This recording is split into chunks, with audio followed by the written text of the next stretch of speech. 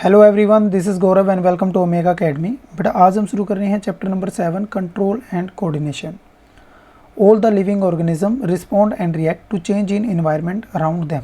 तो जितने भी लिविंग ऑर्गेनिज्म है वो सभी रिस्पॉन्ड करते हैं किसके रिगार्डिंग, जो उसके आसपास में जो है चेंजेस होते हैं उसके रिगार्डिंग। तो जो change in environment to which the organism respond and react are called stimuli. तो जितने भी जो चेंजेस होते हैं हमारे आसपास उसको हम क्या बोलते हैं बेटा, स्टिमुलाई या फिर स्टिमुलस बोलते हैं। तो वो चेंजेस क्या क्या हो सकते हैं बेटा, या तो light, heat, cold, sound, smell, touch etcetera. ये सारे वो चेंजेस हैं, ये सारे वो स्टिमुलस हैं जिसके रिगार्डिंग हम जो है रिस्पॉन्ड करते हैं। Both plant and animal respond to stimuli but in different manner. तो प्लांट और एनिमल सभी जो हैं वो एक डिफरेंट मैनर में क्या करते हैं बेटा, रिस्पॉन्ड करते हैं। नेक्स्ट बेटा, control and coordination in animal. तो सबसे पहले हम पढ़ेंगे बेटा control and coordination in animal, उसके बाद हम पढ़ेंगे प्लांट के अंदर कैसे जो है ये कंट्रोल एंड कोऑर्डिनेशन होता है। तो यहाँ पर एनिमल में यदि हम बात करें तो it is brought about all the animal with the help of two main system. तो एनिमल्स के अंदर क्या होते हैं बेटा, दो मेन सिस्टम होते हैं जिसकी वजह से ये कंट्रोल एंड कोऑर्डिनेशन का जो प्रोसेस है ये हो पाता है। तो सबसे पहला जो सिस्टम है वो होता है नर्व सिस्टम और दूसरा होता है बेटा एंडोक्राइन सिस्टम। तो सबसे पहले हम बात करें बेटा नर्व सिस्टम की। तो नर्व सिस्टम क्या होता है, control and coordination are provided by nerve and muscular tissue. तो ये जो है बेटा ये किसके द्वारा हो पाता है, नर्व एंड मस्कुलर टिश्यू की वजह से। और जो नर्व टिश्यू है बेटा is made up of organise network of nerve cell. तो जो नर्व टिश्यू जो है वो किससे बनते हैं बेटा, नर्व सेल से बनते हैं और न्यूरॉन्स से बनते हैं, या फिर हम इसको क्या नाम दे देते हैं बेटा, न्यूरॉन्स बोलते हैं। And is specialised for conducting information by electrical impulse. जितनी भी इंफॉर्मेशन है वो किस फॉर्म में आती है बेटा, इलेक्ट्रिकल इम्पल्स की फॉर्म में आती है, from one part of the body to another. तो यहाँ पर क्या होता है बेटा, रिसेप्टर्स होते हैं जो इन्फॉर्मेशन को डिटेक्ट या फिर कह सकते हो रिसीव करते हैं। तो receptor are specialised tips of some nerve cells that detect the information from the environment. जो क्या करेंगे बेटा, डिटेक्ट करेंगे किस चीज़ को, इन्फॉर्मेशन को। The receptor are located in our sense organ. तो ये जो रिसेप्टर होते हैं ये कहाँ पर लोकेटेड होते हैं, हमारे जो है सेंस ऑर्गन पर ये जो है रिसेप्टर लोकेटेड होते हैं। तो सबसे पहले यदि हम बात करें बेटा ईयर की, तो यहाँ पर एक तो होते हैं बेटा फोनो रिसेप्टर, दूसरा जो इनका काम होता है बेटा हियरिंग और बैलेंसिंग ऑफ द बॉडी। ये सारा जो काम होगा किनका होगा बेटा, यहाँ पर ईयर के ऊपर जो है फोनो रिसेप्टर जो होते हैं। इसके बाद बात बेटा आइस के ऊपर कौन से रिसेप्टर होंगे बेटा, जो है फोटो रिसेप्टर, उनका काम क्या होगा, देखना। उसके बाद यदि हम बात करें बेटा स्किन के ऊपर कौन से रिसेप्टर होते हैं, थर्मो रिसेप्टर, और इनका काम क्या होता है बेटा, हॉट और कोल्डनेस का पता करना, या फिर जो है टच का जो है सेंस ऑफ टच जो है उसको फील करना, ये स्किन का काम होगा थर्मो रिसेप्टर का। उसके बाद नोज़ में कौन से रिसेप्टर होते हैं बेटा, ओल्फैक्टरी जो है रिसेप्टर।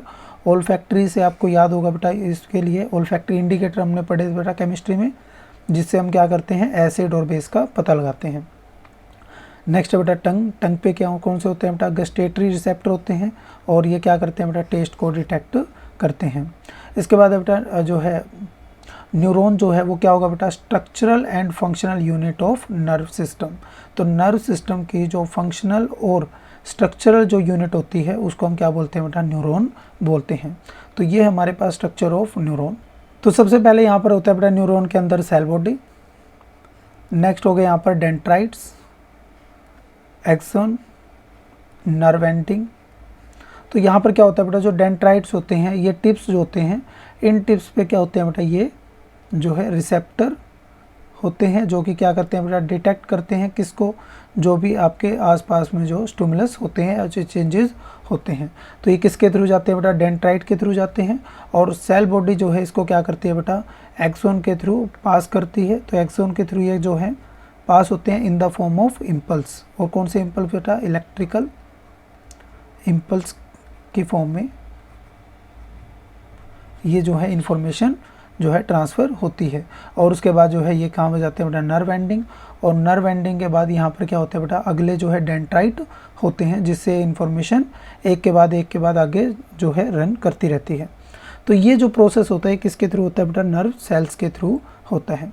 तो पार्ट ऑफ न्यूरॉन, तो न्यूरॉन के अंदर क्या क्या होगा बेटा, सबसे पहला डेंड्राइट क्या करेंगे बेटा, ये एक्वायर करेंगे इन्फॉर्मेशन को, या फिर कह सकते हो डिटेक्ट करेंगे, किसको बेटा, इन्फॉर्मेशन को डिटेक्ट करेंगे। उसके बाद है बेटा सेल बॉडी, तो इसका क्या काम होगा, ये क्या करेगी बेटा, एक्वायर इन्फॉर्मेशन और travel as an electrical impulse, तो इलेक्ट्रिकल इम्पल्स की फॉर्म में ये इन्फॉर्मेशन को क्या करेगी बेटा, जो है यहाँ से सेंड करेगी। और एक्सोन का क्या काम होगा बेटा, एक्सोन जो है longest fibre on the cell body is called axon, it transmit electrical impulse from cell body to dendrite of next neuron. तो यहाँ पर जो नेक्स्ट न्यूरॉन होगा, तो यहाँ पर नेक्स्ट न्यूरॉन का जो डेंड्राइट होगा उसमें क्या होगा बेटा, इन्फॉर्मेशन जो है ट्रैवल करेगी, किसके थ्रू बेटा, यहाँ पर एक्सोन के थ्रू। इसके बाद है बेटा जो है साइनेप्स, तो ये क्या होगा, it is the gap between the nerve ending of one neuron and dendrite of the other neuron. तो यहाँ पर ये जो गैप होता है बेटा, इन दोनों के बीच में ये जो गैप होता है, इसको हम क्या बोलेंगे बेटा, इसको हम बोलेंगे साइनेप्स। तो यहाँ पर क्या होगा बेटा, इलेक्ट्रिकल सिग्नल जो है वो किस में कन्वर्ट होते हैं बेटा, केमिकल सिग्नल के अंदर फॉर द ऑनवर्ड ट्रांसमिशन। तो यहाँ पर जो इलेक्ट्रिकल इम्पल्स आते हैं बेटा, यहाँ से जो एक्सोन के थ्रू इलेक्ट्रिकल इम्पल्स आते हैं, ये हमारे इस गैप के थ्रू किस में जाते हैं बेटा, यहाँ पर क्या होते हैं, केमिकल इम्पल्स बनते हैं या फिर केमिकल रिएक्शन होती है, जिसके थ्रू ये क्या करेंगे, हमारे कैरी फॉरवर्ड होंगे किस में, नेक्स्ट न्यूरॉन में। तो इस तरीके से जो हमारा ये सारा प्रोसेस हो पाता है। तो नेक्स्ट है बेटा reflex action. Reflex action is quick sudden and immediate response of the body to a stimulus. तो हमारे जो क्विक या फिर इमीडिएट रिस्पॉन्स होते हैं उनको हम क्या बोलते हैं बेटा, रिफ्लेक्स एक्शन बोलते हैं। तो ये कब एप्लीकेबल होंगे बेटा, यदि हम सडनली किसी हॉट ऑब्जेक्ट को क्या कर लें बेटा, टच कर ले, तो वहाँ पर जो एक्शन होगा उसको हम क्या बोलेंगे, रिफ्लेक्स एक्शन बोलेंगे। तो यहाँ पर रिफ्लेक्स एक्शन को शो करने के लिए हम किसका यूज़ करते हैं बेटा, रिफ्लेक्स आर्क का यूज़ करते हैं। तो रिफ्लेक्स आर्क क्या होती है बेटा, it is the pathway through which the nerve impulse pass during reflex action is called reflex arc. तो यहाँ पर क्या होता है बेटा, सबसे पहले स्टिमुलस क्या होगा, यदि हम किसी हॉट ऑब्जेक्ट को टच कर रहे हैं तो ये क्या होगा हमारे लिए, स्टिमुलस। और यहाँ पर रिसेप्टर ऑर्गन क्या होगा बेटा, स्किन। तो रिसेप्टर ऑर्गन के बाद जो ये सिग्नल है, ये हमारे जो कहाँ तक जाएंगे बेटा, स्पाइनल कॉर्ड, और इसको कौन लेकर जाएगा बेटा, सेंसरी नर्व सेल जो हैं वो हमारी ये सिग्नल कहाँ तक लेके जाएंगे, स्पाइनल कॉर्ड। इसके बाद जो है स्पाइनल कॉर्ड यहाँ पर किसका काम करेगी बेटा, एज अ रिले, क्योंकि यहाँ से सिग्नल जो है in the case of reflex action ये माइंड तक अप्रोच नहीं करते हैं, ये माइंड तक अप्रोच नहीं करेंगे। तो यहाँ से जो स्पाइनल कॉर्ड है ये मोटर न्यूरॉन्स को क्या बोलेगी बेटा, मोटर नर्व को या मोटर न्यूरॉन को क्या बोलेगी, एक्शन लेने के लिए यहाँ पर इंस्ट्रक्शन देगी। और ये कहाँ पर जाएंगे बेटा, मोटर न्यूरॉन इफेक्टिव ऑर्गन, जैसे हमारा यहाँ पर क्या होगा, हैंड जो है वो क्या होगा, एक तरह से इफेक्टिव ऑर्गन होगा। उसके बाद क्या होगा बेटा, रिस्पॉन्स में हम क्या करेंगे, अपना हाथ जो है वो दूर हटा लेंगे। तो इस तरीके से जो हमारे क्या होते हैं बेटा, रिफ्लेक्स एक्शन होते हैं। तो यहाँ पर जो है बेटा रिस्पॉन्स मेनली 3 टाइप के होते हैं बेटा। तो सबसे पहले होते हैं वॉलेंट्री वो रिस्पॉन्स होते हैं जो कंट्रोल किए जाते हैं किसके द्वारा, फोर ब्रेन के द्वारा, by the process of thinking, है ना, या फिर राइटिंग। ये सारे जो प्रोसेस होते हैं जो हम प्रेजेंट के अंदर करते हैं, जिसमें आपकी रीजनिंग है, मैथमेटिक्स है या थिंकिंग है, ये सारे जो हैं कौन से होते हैं बेटा, वॉलेंट्री एक्शंस, और इनको कौन कंट्रोल करता है, फोर ब्रेन। इसके बाद आता है इनवॉलेंट्री एक्शन। इनवॉलेंट्री एक्शन वो एक्शन होते हैं बेटा जिनको कौन कंट्रोल करे, मिड ब्रेन या फिर जो है हिंड ब्रेन, इनको क्या करता है, कंट्रोल करता है। और ये वो एक्शंस है जो हमारे कंट्रोल में नहीं होते, जैसे heart beat and vomiting, respiration, ये वो प्रोसेस है बेटा जो हम कंट्रोल नहीं कर सकते। तो इन रिस्पॉन्स को हम क्या बोलते हैं, इनवॉलेंट्री एक्शन। इसके बाद आते हैं बेटा रिफ्लेक्स एक्शन। रिफ्लेक्स एक्शन जो है वो कौन कंट्रोल करते हैं बेटा, स्पाइनल कॉर्ड। तो यहाँ पर जो स्पाइनल कॉर्ड है वो एक रिले का काम करती है। तो ये क्या करती है, withdraw of hand on touching A hot object. तो इस केस में जब हम किसी गर्म चीज़ को हाथ लगा लेते हैं तो उस केस में जो है कौन सा एक्शन वर्क करता है बेटा, रिफ्लेक्स एक्शन, और इसको कौन कंट्रोल करता है, स्पाइनल कॉर्ड। तो वॉलेंट्री एक्शन को फोर ब्रेन कंट्रोल करेगा, और इनवॉलेंट्री एक्शन को mid and hind brain control करेगा, और रिफ्लेक्स एक्शन को स्पाइनल कॉर्ड जो है वो कंट्रोल करेगी। इसके बाद है बेटा नीड ऑफ रिफ्लेक्स एक्शन। तो कुछ सिचुएशन में क्या होता है बेटा, यदि हम सपोज किसी हॉट ऑब्जेक्ट को टच कर ले और यहाँ पर हमें इंस्टेंट रिएक्शन चाहिए, तो उस केस में जो है ये हेल्पफुल रहते हैं रिफ्लेक्स एक्शन, जिसमें हमें जो है हार्मफुल उसका रिजल्ट नहीं मिलता। तो इस केस में जो है स्पाइनल कॉर्ड जो है वो हमारी जो है रिस्पॉन्स जनरेट करती है इंस्टेड ऑफ ब्रेन। इसके बाद है बेटा ह्यूमन नर्व सिस्टम। तो ह्यूमन नर्व सिस्टम को हमने दो पार्ट में बाइफरकेट कर रखा है। तो सबसे पहला है हमारा सेंट्रल नर्व सिस्टम, CNS। तो इसमें क्या क्या आता है बेटा, एक तो आता है हमारा ब्रेन और दूसरी आती है स्पाइनल कॉर्ड। तो ब्रेन अभी हम पढ़ चुके हैं बेटा। तो ब्रेन में जो है फोर ब्रेन आएगा और mid brain and hind brain. और स्पाइनल कॉर्ड जो है ये रिफ्लेक्स एक्शन के केस में क्या करती है बेटा, एक्शन लेती है। इसके बाद आता है पेरिफेरल नर्व सिस्टम। तो पेरिफेरल नर्व सिस्टम के अंदर आती है बेटा जो है cranial nerve arising from the brain, जो ब्रेन से नर्व निकलती है बेटा। और नेक्स्ट आती है स्पाइनल नर्व, जो आपकी कहाँ से होती है बेटा, स्पाइनल से जो है अराइज होती है। तो ये हमारा क्या होगा बेटा, पेरिफेरल नर्व सिस्टम। तो नेक्स्ट हमारा जो टॉपिक है वो है बेटा ब्रेन। तो the human brain is main coordinating centre of the body. It has 3 major parts. तो हम ऑलरेडी पढ़ चुके हैं बेटा इसके तीनों पार्ट। एक होगा हमारा जो है fore brain, mid brain and hind brain. तो सबसे पहले बात करते हैं फोर ब्रेन की। It is the most complex और specialised part of the brain. तो ये क्या होगा, मोस्ट कॉम्प्लेक्स होगा और स्पेशलाइज्ड होता है। Consist of cerebrum. तो इसमें क्या होगा बेटा, इसमें सेरिब्रम, इसको हम दूसरा नाम क्या बोलते हैं, सेरिब्रम बोलते हैं। तो इसका जो फंक्शनिंग होगी बेटा, वो क्या क्या फंक्शनिंग होगा, सबसे पहली और सबसे important thinking part of the brain. जितने भी हम डिसीजन लेते हैं वो किसके थ्रू लेते हैं बेटा, फोर ब्रेन के थ्रू लेते हैं या फिर सेरिब्रम के थ्रू लेते हैं। और जितने भी वॉलेंट्री एक्शन होते हैं जो हमारे कंट्रोल में होते हैं, वो सारे के सारे कौन कंट्रोल करता है बेटा, फोर ब्रेन। उसके बाद इंफॉर्मेशन का जो स्टोरेज होता है, जो हम इंफॉर्मेशन स्टोर करते हैं, वो सारी जो है किस ब्रेन में होते हैं, हमारी फोर ब्रेन के अंदर जो है स्टोर होती है। इसके बाद है receive sensory impulse from various part of the body and integrate it. तो जितने भी हमें इम्पल्स जो है वो डिटेक्ट होते हैं या फिर रिसीव होते हैं, वो कहाँ पर रिसीव होते हैं बेटा, फोर ब्रेन के अंदर रिसीव होते हैं। और फिफ्थ जो है वो क्या होगा बेटा, सेंटर एसोसिएटेड विद हंगर। तो जो हंगर की सेंसेशन होती है बेटा, वो भी कहाँ पर होती है, फोर ब्रेन के अंदर होती है। इसके बाद नेक्स्ट पार्ट है हमारा वो है मिड ब्रेन। तो मिड ब्रेन के अंदर क्या होता है बेटा, सबसे पहला सबसे इम्पोर्टेंट कि ये क्या करता है बेटा, जितने भी इनवॉलेंट्री एक्शन होंगे जैसे चेंज इन प्यूपल साइज। इसके बाद जो है reflex movement of head, neck and trunk. तो हमारे जो हेड या फिर नेक की जो मूवमेंट होती है, ये भी किसकी वजह से हो पाती है बेटा, मिड ब्रेन की वजह से हो पाती है। इसके बाद नेक्स्ट है बेटा हिंड ब्रेन। तो हिंड ब्रेन के अंदर जो है 3 पार्ट होते हैं बेटा। एक तो सेरिबेलम। तो ये सेरिबेलम जो है ये क्या कंट्रोल करता है बेटा, एक तो पोस्चर को बैलेंस करता है और दूसरा ये क्या बैलेंस करता है बेटा, जो प्रिसाइज वॉलेंट्री एक्शन है, जैसे हम पेन को कैसे पकड़ते हैं। तो ये जो वॉलेंट्री एक्शन है इसको कौन कंट्रोल करता है बेटा, सेरिबेलम कंट्रोल करता है। इसके बाद है बेटा मेडुला। तो मेडुला क्या कंट्रोल करेगा, जो इनवॉलेंट्री एक्शन होते हैं, जिसमें यदि हम बात करें बीपी, ब्लड प्रेशर जो है ना, सैलिवेशन एंड वोमिटिंग, ये तीनों जो है कौन कंट्रोल करता है बेटा, हिंड ब्रेन का एक पार्ट होता है मेडुला, वो क्या करेगा, इसको कंट्रोल करेगा।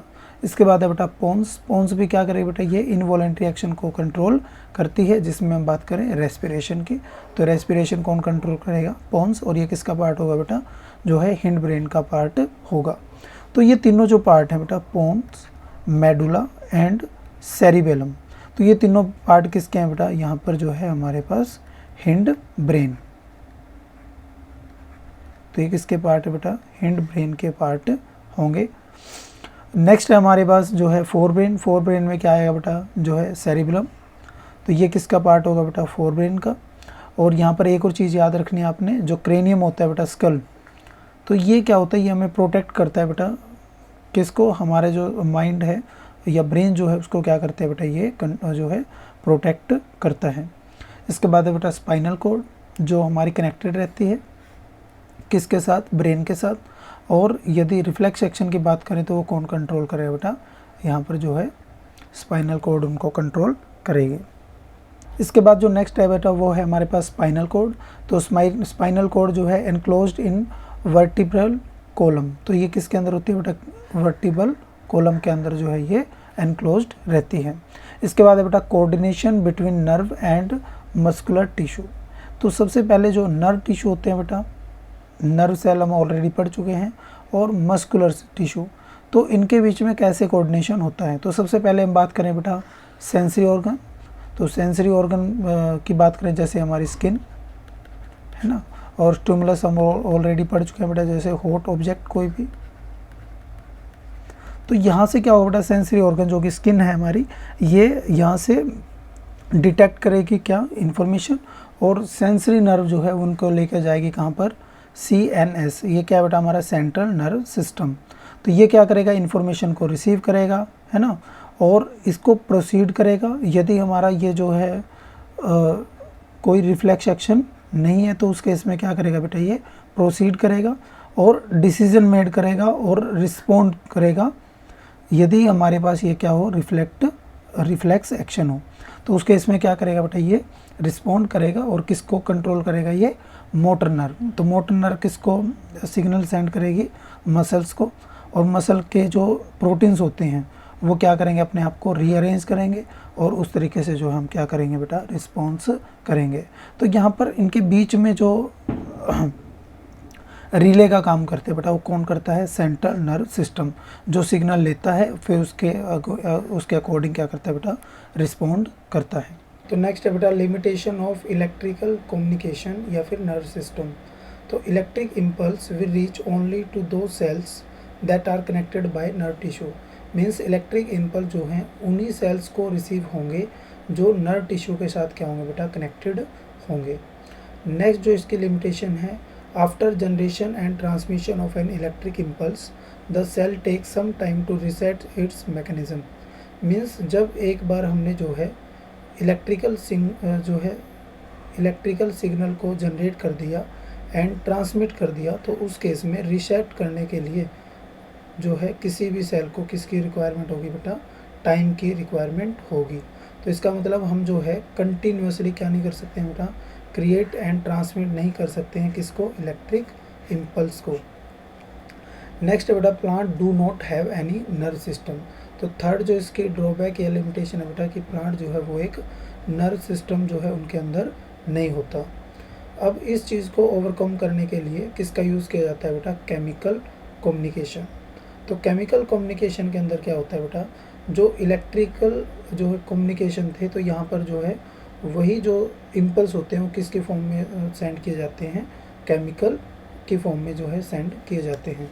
तो इसके बाद जो नेक्स्ट टॉपिक है हमारा बेटा वो है कोऑर्डिनेशन इन प्लांट। तो कोऑर्डिनेशन इन प्लांट में सबसे पहला जो पार्ट हम पढ़ेंगे वो पढ़ेंगे मूवमेंट इन प्लांट। तो प्लांट के अंदर जो है दो टाइप की मूवमेंट होती हैं, एक तो होती है बेटा जो डिपेंडेंट होती है किसके, ग्रोथ के डिपेंडेंट होती है, और दूसरी जो होगी वो इंडिपेंडेंट ऑफ ग्रोथ होगी। तो सबसे पहले हम पढ़ेंगे बेटा इंडिपेंडेंट ऑफ ग्रोथ। तो यहाँ पर क्या होता है बेटा, इमीडिएट रिस्पॉन्स टू स्टिमुलस। तो स्टिमुलस को क्या मिलता है बेटा, यहाँ पर जो है इमीडिएट क्या है, रिस्पॉन्स मिलता है। जैसे यदि हम बात करें टच मी नॉट प्लांट की, यदि उसको टच किया जाता है तो उस केस में क्या होगा बेटा, वो श्रिंक हो जाता है। तो ये किसकी वजह से हो जाता है बेटा, ये होता है इलेक्ट्रिकल केमिकल जो है सिस्टम की वजह से। तो यहाँ पर क्या होता है बेटा, जो इन्फॉर्मेशन है वो कन्वे होती है in the form of chemical communication.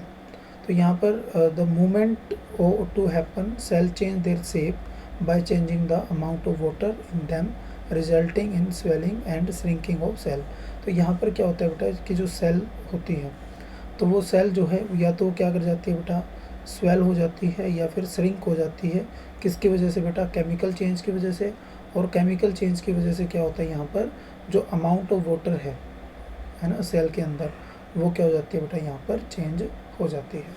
तो इस तरीके से जो है ये इंडिपेंडेंट ऑफ ग्रोथ होता है। नेक्स्ट जो है बेटा वो है डिपेंडेंट ऑन ग्रोथ। तो डिपेंडेंट ऑन ग्रोथ में these movement are tropic movement, इनको हम क्या बोलते हैं बेटा, ट्रोपिक मूवमेंट बोलते हैं। और यहाँ पर जो है ये एक पर्टिकुलर डायरेक्शन में क्या करते हैं बेटा, मूवमेंट करते हैं। तो यदि हम बात करें बेटा टेंड्रिल्स की, the part of tendril away from the object growing more rapidly as compare to part near the object. Suppose ये हमारे पास एक पोल है और इधर जो है प्लांट है, तो इसका जो ऑब्जेक्ट से दूर मतलब इसके जो इस साइड में क्या होगा बेटा, जो ये टेंड्राइल्स है ये क्या करेगा बेटा, मोर ग्रो करेगा as compare to this side. तो इस वजह से क्या करती है, ये जो सर्कुलेशन जो है इसका हो जाता है अराउंड द पोल। तो ये किसकी वजह से होता है बेटा, टेंड्राइल्स की वजह से। नेक्स्ट है फोटोट्रोपिज्म। इसमें जो मूवमेंट होती है बेटा वो तो या तो टुवार्ड लाइट होती है या अवे फ्रॉम द लाइट होती है। इसके बाद आता है बेटा जियोट्रोपिज्म, यहाँ पर movement toward and away from the gravity. Next होती है बेटा जो है केमोट्रोपिज्म। ये किसके केस में होती है, पोलन ग्रेन्स के केस में होती है, जब पोलन ग्रेन जो है एक पोलन ट्यूब के थ्रू ओव्यूल के थ्रू मूव करता है। तो यहाँ पर क्या होता है बेटा, ये हमारे पास जो है, तो यहाँ पर जो है पोलन ग्रेन जो है यहाँ पर क्या बना लेती है बेटा, एक पोलन ट्यूब बना लेती है। और ये किस डायरेक्शन में बनाती है बेटा, जहाँ पर जो है इसका ओव्यूल होता है। तो ये जो प्रोसेस होता है इसको हम क्या बोलते हैं, केमियोट्रोपिज्म। इसके बाद है बेटा हाइड्रोट्रोपिज्म, जिसमें मूवमेंट होती है टुवार्ड वाटर। इसके बाद है बेटा प्लांट हार्मोन्स। तो प्लांट्स के अंदर क्या होता है बेटा, कुछ स्पेसिफिक हार्मोन्स होते हैं जो कोऑर्डिनेट करते हैं ग्रोथ को, डेवलपमेंट को, और रिस्पॉन्ड करते हैं जो स्टिमुलस होता है इन्वायरमेंट के अकॉर्डिंग। तो यहाँ पर जो है मेन हार्मोन जो आपने याद रखने हैं, सबसे पहला ऑक्सिन।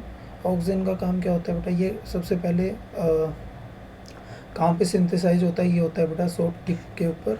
और ये किस में हेल्प करता है बेटा, ये सेल के ग्रो करने में क्या करता है बेटा, हेल्प करता है। और जो फोटोट्रोपिज्म का प्रोसेस होता है ये भी यहीं पर इन्वॉल्व रहता है।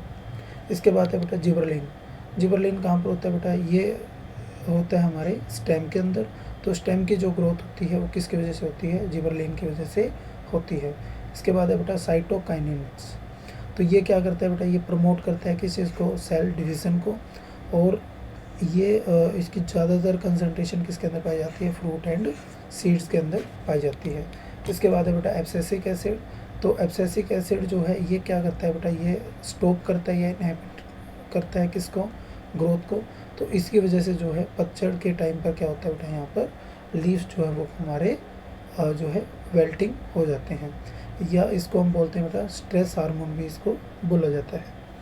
इसके बाद नेक्स्ट है बेटा हार्मोन इन एनिमल।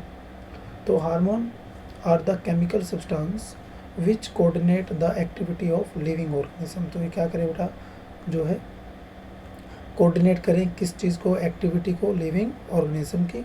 और ये क्या करते हैं बेटा, प्रमोट करते हैं किसको, ग्रोथ को। तो यहाँ पर कुछ जो है ग्लैंड्स होते हैं जिनको हम क्या बोलते हैं, एंडोक्राइन ग्लैंड।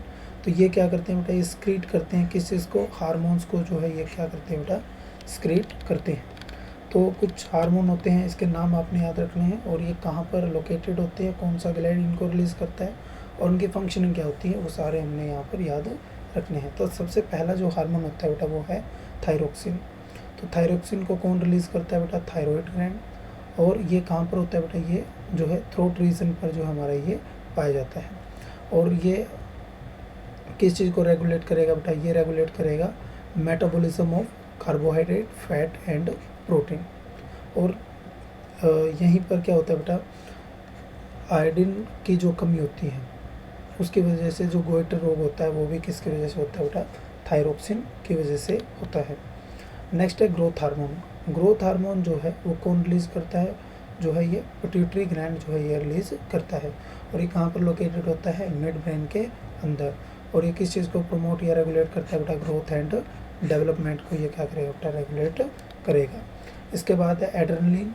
ये कहाँ पर होता है बेटा, एड्रेनल जो है ग्लैंड जो है इसको क्या करेगा बेटा, स्क्रीट करेगा। और ये कहाँ पर पाया जाता है, किडनी के ऊपर जो है ये पाया जाता है। और ये किस चीज़ को रेगुलेट करेगा, एक तो बीपी जो है उसको क्या करेगा बेटा, ये रेगुलेट करेगा। हार्ट बीट को क्या करेगा, रेगुलेट करेगा। और कार्बोहाइड्रेट एंड मेटाबॉलिज्म, इसको इमरजेंसी के टाइम पर तो क्या करेगा बेटा, ये जो मेटाबॉलिज्म होगा तो उसको क्या करेगा, ये जो है रेगुलेट करेगा। ये किस टाइम पे होगा, ड्यूरिंग इमरजेंसी। नेक्स्ट है बेटा इंसुलिन। इंसुलिन कौन सिक्रेट करता है, पैनक्रियाज। और पैनक्रियाज कहाँ पर पाया जाता है, ये बिलो स्टमक के नीचे पाया जाता है बेटा। और ये क्या करता है, reduce and regulate blood sugar level को क्या करेगा बेटा, ये रेगुलेट करेगा। इसके बाद है बेटा टेस्टोस्टेरोन, तो ये कौन रिलीज़ करेगा, टेस्टिस। और ये कहाँ पर पाए जाते हैं बेटा, एब्डोमिनल एरिया, जो जेनिटल जो है एब्डोमिनल एरिया जो होता है वहाँ पर ये पाया जाता है। और ये जितने भी चेंजेस पबर्टी के टाइम पर होते हैं बॉयज़ के अंदर, तो उनको कौन रेगुलेट करता है बेटा, टेस्टोस्टेरोन। इसके बाद है बेटा एस्ट्रोजन कौन रिलीज़ करता है बेटा, ओवरी। और ये किसके अंदर होता है, ये फीमेल के अंदर होता है। इसके बाद है बेटा हाइपोथैलेमस, तो हाइपोथैलेमस जो है वो क्या रिलीज़ करता है बेटा, ये रेगुलेट करता है किसको बेटा, पिट्यूटरी ग्लैंड को, कि वो हार्मोन को क्या करे, रिलीज़ करे। तो जो पिट्यूटरी ग्लैंड जो है उसको कौन रेगुलेट करता है बेटा, हाइपोथैलेमस। और ये कहाँ पर पाया जाता है, ये मिड ब्रेन के अंदर पाया जाता है।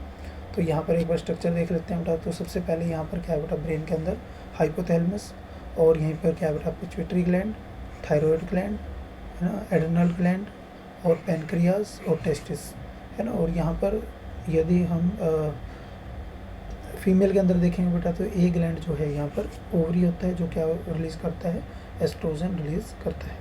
तो आई थिंक आप सभी को क्लियर हो गया होगा। आज के लिए इतना ही, धन्यवाद।